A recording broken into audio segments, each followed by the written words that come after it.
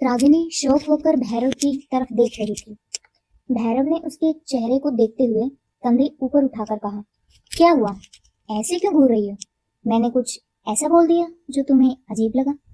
रागिनी ने हल्के से हाँ में अपना सिर हिला दिया, लेकिन उसकी आंखें और मुंह अब तक फटे हुए थे। भैरव कंफ्यूज हो गया। उसने अपनी आंखों को सिकोड़ते हुए कहा, आपको मेरे मजे की इतनी चिंता क्यों है? आपको मुझे मजे देने की क्या जरूरत है? रागिनी ने फिर से कहा, मैं तो ये सब करने वाली थी ही नहीं। आप जबरदस्ती मेरे साथ ये सब कर रहे हो। भैरव ने कुछ सेकंड चुपचाप रागिनी की ओर देखा और फिर ठंडी आवाज में कहा, गलती हो गई, पूछना ही नहीं चाहिए था तुमसे। मैं सिर्फ इसलिए पूछ रहा था क्योंकि मैं नहीं चाहता था कि हमारा बच्चा ऐसे कंसीव हो। मेरा मतलब है, जब तुम इस चीज को अच्छे से ना करो, अच्छे से इंजॉय ना करो और ऐसे गुस्से में रहो। अगर हमारा बच्चा ऐसे कंसीव हुआ तो हो सकता है कि वो तुम्हारी तरह गुस्सैल पैदा हो, जो मैं बिल्कुल भी नहीं चाहता। मैं चाहता हूँ कि उसके अंदर गुस्सा तो हो, लेकिन वो गुस्सा मेरे जैसा हो। ऐसा गुस्सा कि घूर के किसी को देख ले तो पूरा किंगडम हिल जाए, दुश्मनों के दिल कांप उठे। ऐसा खतरनाक गुस्सा होना चाहिए उसके अंदर, ना कि तुम्हारी तरह। तुम्हारा गुस्सा तो बहुत इरिटेटिंग है। रागिनी ने चादर से अपने बदन को ढकते हुए अपनी आंखें सिकोड़ते हुए कहा, क्या कहा आपने? इरिटेटिंग? आपको मेरा गुस्सा इरिटेटिंग लगता है? भैरव ने अपनी आंखें रोल करते हुए कहा, इरिटेटिंग नहीं तो क्या मजेदार है। जब से चिल्ला रही हो, मेरे कानों में दर्द कर दिया है तुमने। कितना डिस्ट्रैक्ट कर रही हो मुझे। मैं सही से करने की कोशिश कर रहा था और तुम हो कि बस चिल्लाए जा रही हो, चिल्लाए जा रही हो, रुक ही नहीं रही। भैरव हिचकिचा भी रहा था और थोड़ी ठंडी आवाज में अपने कोल्ड कंपोजर को मेंटेन करने की कोशिश भी कर रहा था। रागिनी थोड़ी देर हैरान होकर उसकी तरफ देखती रही और फिर एक गहरी सांस लेकर कहा, देखिए माय किंग, मैं इस चीज को कभी इंजॉय नहीं करने वाली, तो आप मुझसे ऐसी उम्मीद तो मत रखिए। मैं आपको बच्चा पैदा करके दे रही हूँ, क्या इतना काफी नहीं है? आपके बच्चे की क्वालिटी भी मुझे ही चिंता करनी पड़ेगी, उनकी भी। भैरव ने कहा, बिल्कुल। आखिर मेरे होने वाला बच्चा कल इस किंगडम का उत्तराधिकारी बनेगा। उसके अंदर एक राजा बनने की क्वालिटी होनी चाहिए, जैसे कि मेरे अंदर है।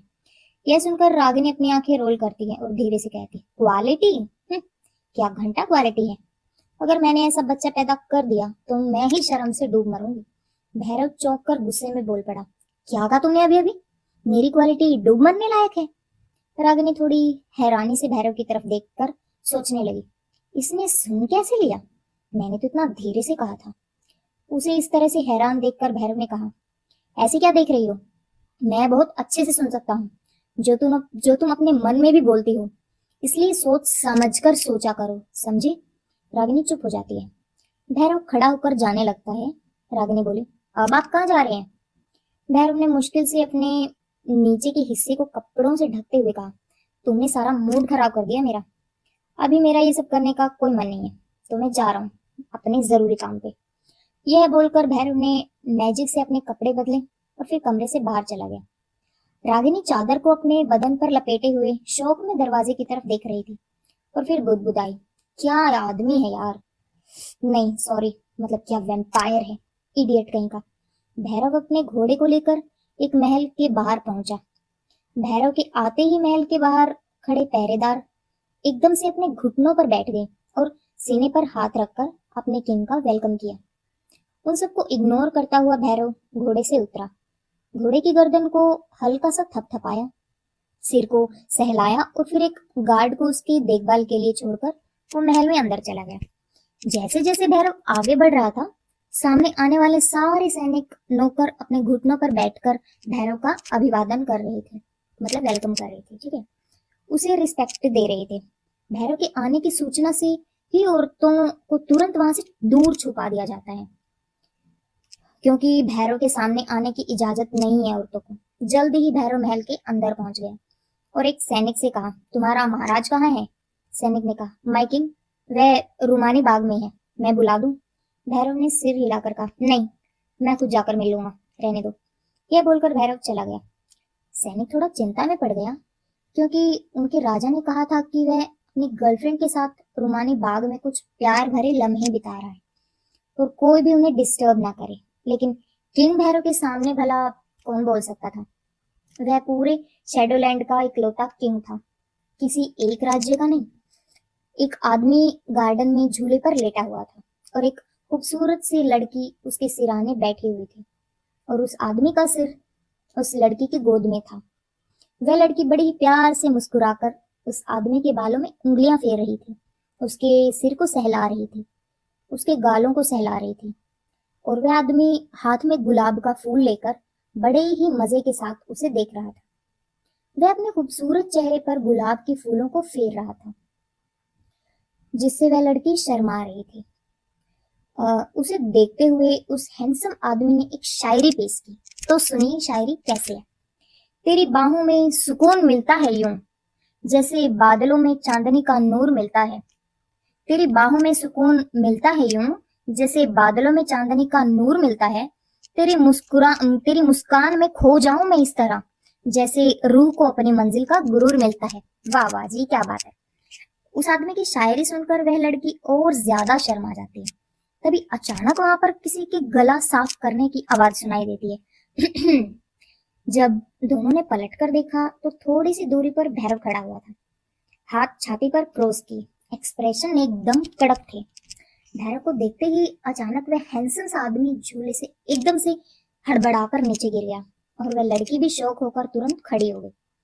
उसे भी पता था कि भैरव को आसपास लड़कियां बिल्कुल मंजूर नहीं, इसलिए वह बिना मौका गंवाए दूर से ही भैरव को सर झुकाकर ग्रीट करती है और वहां से निकल जाती है। वह आदमी जो जमीन पर गिर गया था खड़ा होता है, अपने कपड़े झाड़ते हुए भैरव से कहते हैं, आने से पहले खबर तो कर दिया करो यार, ऐसे सरप्राइज अटैक क्यों देते हो, मर आ गया ना कभी। भैरव आगे आकर अपनी आवाज को थोड़ा नॉर्मल करते हुए बोला, तुम्हारी आशिकी यहाँ कभी खत्म ही नहीं होती ना। मैं तुम्हें इस राज्य का राजा यहाँ की प्रोटेक्शन के लिए बनाया था मैंने, ना कि आशिकी करने के लिए। अगर किसी दिन तुम्हारे राज्य पर हमला हुआ तो खबरदार, अगर मदद के लिए मेरे पास आए। अपनी आशिकी को थोड़ा कंट्रोल करके अपने राज्य का हालचाल भी देख लिया करो तुम। उस लड़के ने हंसते हुए कहा, अरे मेरा राज्य मून गॉडेस की कृपा से बिल्कुल सही सलामत है और चिंता करने की कोई बात नहीं है, आओ बैठो। उसके बाद दोनों झूले पर बैठ गए। सामने जो आदमी था उसका नाम था करण, जो गोरिल्ला किंगडम का राजा था, यानी वो एक बड़ा शक्तिशाली गोरिल्ला था। दोनों आराम से झूले पर बैठे हुए थे। करण ने भैरव की तरफ देखते हुए कहा, अचानक महल से कैसे आना हुआ, वह भी बिना इन्फॉर्म किए। भैरव ने करण की तरफ देखते हुए कहा, मुझे आने के लिए तुम्हें इन्फॉर्म करने की क्या जरूरत पड़ेगी बताओ। करण ने हल्का सा हंसते हुए कहा, अरे नहीं, ऐसी कोई बात नहीं है, तो मैं सोचा अचानक आते नहीं हो ना, इसलिए। सब ठीक तो है ना? अचानक आपने यहाँ पर आने का रीजन सोचकर भैरव थोड़ा ऑकवर्ड हो जाता है। करण लड़कियों में काफी फेमस था, यही एक कारण था कि भैरव कुछ जानने के लिए उसके पास ही आया था डायरेक्ट, लेकिन उसे समझ नहीं आ रहा था कि वह पूछे कैसे अब, इसलिए वह चुपचाप बैठा रहा। करण ने गंभीर आवाज में कहा, सुना है तुमने अग्नि को काली पहाड़ी में बंदी बनाकर रखा है। अग्नि का जिक्र होते ही भैरव के एक्सप्रेशन काफी ठंडे हो जाते हैं। उसने हाँ में अपना सिर हिलाया। दोनों कुछ सेकंड के लिए खामोश बैठे रहे।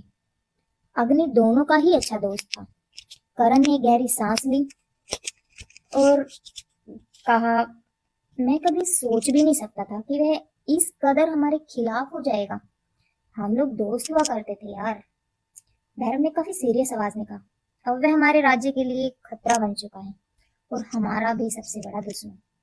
इस पर करण ने कहा, पर वह गलतफहमी का शिकार है, तुम्हें नहीं लगता कि हमें उसकी गलतफहमी दूर करने की कोशिश करनी चाहिए? भैरव ने जवाब दिया, कोई फायदा नहीं है और मुझे ऐसा लगता भी नहीं, ऑलरेडी कोशिश कर चुका हूं मैं, और वह भी बहुत बार, पर वह समझने को तैयार ही नहीं है। अब फिर से दोनों खामोश हो जाते हैं। इस टॉपिक को थोड़ा सा डाइवर्ट करते हुए करण ने पूछा, अरे हाँ, तुमने बताया नहीं, तुम यहाँ पर कैसे आए, मतलब कोई जरूरी काम था क्या या वैसे ही? फिर एक बार फिर से भैरव को याद आता है और वह करण की तरफ देखकर कहता है, मुझे तुमसे ना कुछ एडवाइस चाहिए। इस बात पर करण कंफ्यूज होते हुए कहता है, एडवाइस? कैसी एडवाइस? भैरव काफी ज्यादा ऑकवर्ड फील कर रहा था। उसे समझ ही नहीं आ रहा था कि वह बोले कैसे।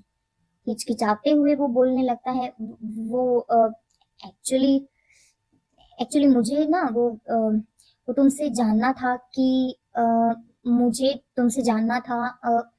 वो बार बार यही शब्द रिपीट कर रहा था। करण अपनी आईब्रोज को ऊपर उठा लेता है और कहता है, क्या जानना था?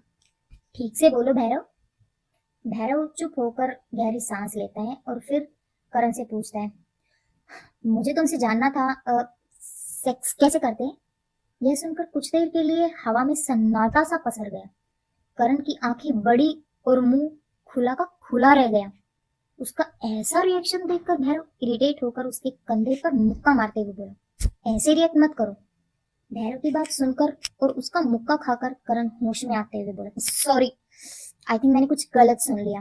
क्या क्या कहा तुमने? क्या क्या जानना है तुम्हें? करण की हरकत देखकर अब भैरव और ज्यादा इरिटेट हो गया। उसने घूर कर करण की तरफ देखा और कहा, इनफ। अगले ही पल करण की जोर जोर से हंसने की आवाज एनवायरमेंट में गूंजने लगती है और उसकी हरकत देखकर भैरव भी सांस लेकर अपना माथा ही पकड़ लेता है। रागिनी महल के गलियारे में टहल रही थी।